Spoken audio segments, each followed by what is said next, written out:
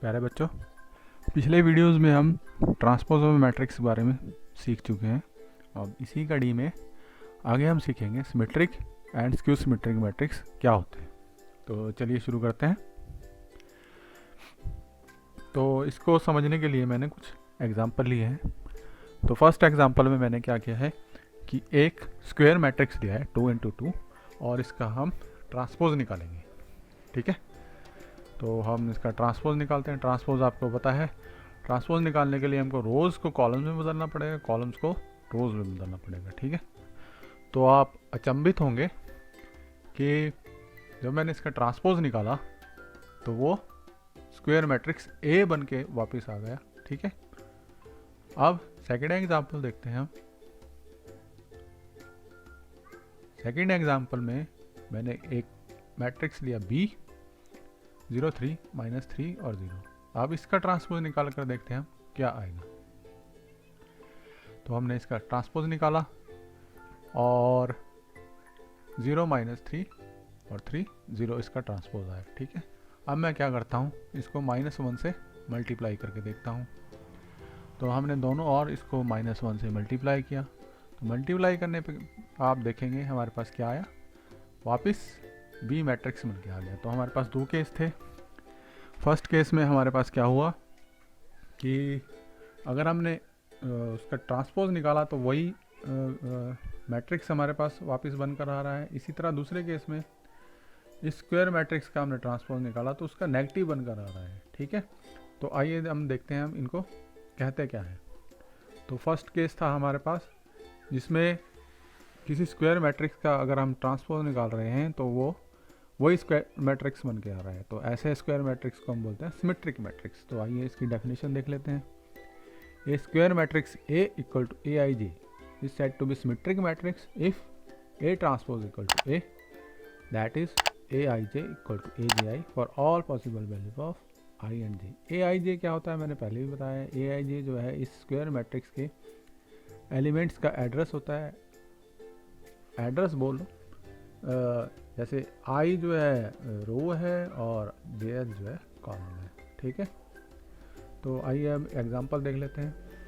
ये मैंने एग्जांपल लिया है 3 × 3 मैट्रिक्स है और ये मैट्रिक्स जो है सिमेट्रिक मैट्रिक्स है। तो इसी तरह आप दूसरा केस देखते हैं। इसमें जो है उस स्क्वायर मैट्रिक्स का ट्रांसपोज जो है उसके नेगेटिव के बराबर है। तो इसको हम बोलते हैं स्क्यू सिमेट्रिक मैट्रिक्स और इसकी डेफिनेशन क्या होती है। और अब हम इसके डायगोनल को चेक करते हैं।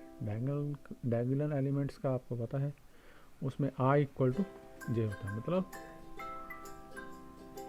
जैसे A11 हो गया, A22 हो गया, A33 हो गया, ये सारे डायगोनल एलिमेंट्स हैं। तो इसके लिए हम I = J पुट करेंगे इसमें। तो हमारे पास आ गया AII = -AII। तो और इसको सॉल्व करेंगे हमारे पास आ जाएगा 2AII = 0। मीन्स क्या हुआ कि सारे diagonal elements skew symmetric matrix में 0 होते हैं। तो इसका एक एग्जांपल ये है, इसमें सारे डायगोनल एलिमेंट्स जो है 0 है और ये एक स्क्यू सिमेट्रिक मैट्रिक्स का उदाहरण है। अब इसी में चलते हुए इसमें दो आसान सी थ्योरम्स हैं जिसके बेस पे क्वेश्चंस आते हैं, वो देख लेते हैं। फर्स्ट थ्योरम है, for any square matrix A with real number entries A plus A transpose is a symmetric matrix and A minus A transpose is a skew symmetric matrix। Means कि अगर किसी स्क्वायर मैट्रिक्स में आप उसका transpose जोड़ोगे तो वो symmetric होगा और किसी स्क्वायर मैट्रिक्स में अगर उसका ट्रांसपोज घटाएंगे तो उसको हम स्क्यू सिमेट्रिक बोलेंगे। तो इसको आइए एग्जांपल द्वारा प्रूव करते हैं। तो मैंने A plus A ट्रांसपोज जो है एक मैट्रिक्स लिया है B। अब डेफिनेशन क्या बोलती है कि अगर A ट्रांसपोज = A है तो वो सिमेट्रिक मैट्रिक्स है। तो इस केस में भी हम दोनों और इसका ट्रांसपोज लेके देखते हैं। हमने दोनों और इसका ट्रांसपोज ले लिया। अब हम ट्रांसपोज की डेफिनेशन लेते हैं। ट्रांसपोज की डेफिनेशन से जो है हम ये लिख लेंगे, B transpose = A transpose plus A transpose और इसका भी ट्रांसपोज। ठीक है, ये डेफिनेशन होती है ट्रांसपोज की।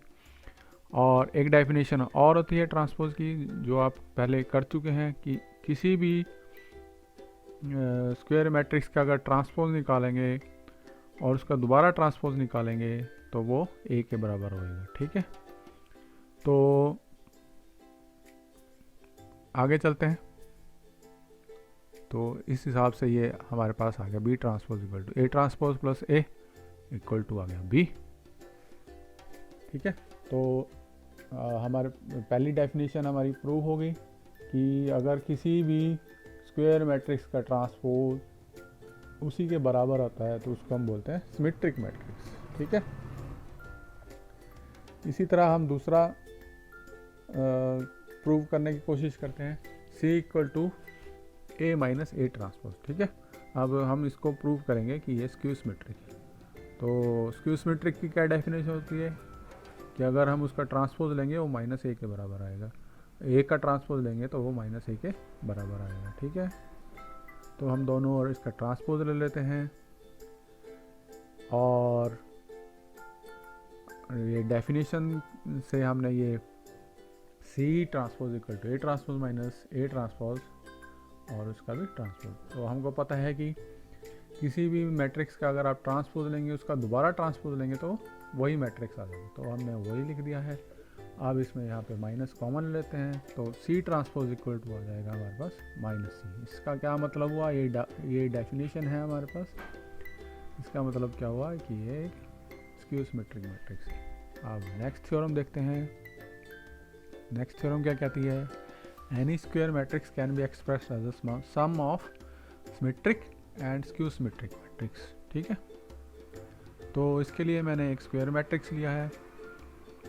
अब इसको हम लिख सकते हैं a by two plus A by two, half plus half 1 होता है तो a आ जाएगा। अब आगे क्या किया है मैंने कि इसमें a transpose by two add किया है और a transpose by two minus किया है। ठीक है, अब क्या किया है मैंने, थोड़ा इसको रीअरेंज कर लिया है।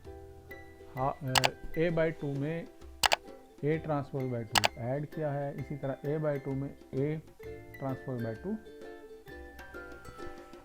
माइनस किया है। ठीक है, अब इसी तरह हमारे पास दो जोड़े बन गए जिसमें हाफ जो है कॉमन था हमारे पास।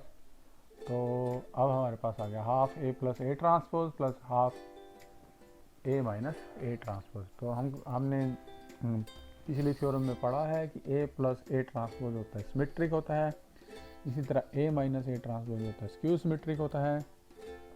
ठीक है, और इसी तरह एक थ्योरम और है, थ्योरम बोल सकते हैं, प्रॉपर्टी बोल सकते हैं कि के ए ट्रांसपोज इक्वल टू के ए ट्रांसपोज। इसका मतलब क्या हुआ कि हमारे पास half A plus A transpose है सिमेट्रिक मैट्रिक्स हुआ और half A minus A transpose हुआ स्क्यू सिमेट्रिक मैट्रिक्स हुआ। तो इसलिए हम ये कह सकते हैं कि कोई भी स्क्वायर मैट्रिक्स उसके सिमेट्रिक और स्क्यू सिमेट्रिक मैट्रिक्स के सम के रूप में हम लिख सकते हैं। तो ये हमने सिमेट्रिक और स्क्यू सिमेट्रिक मैट्रिक्स के बारे में पढ़ा।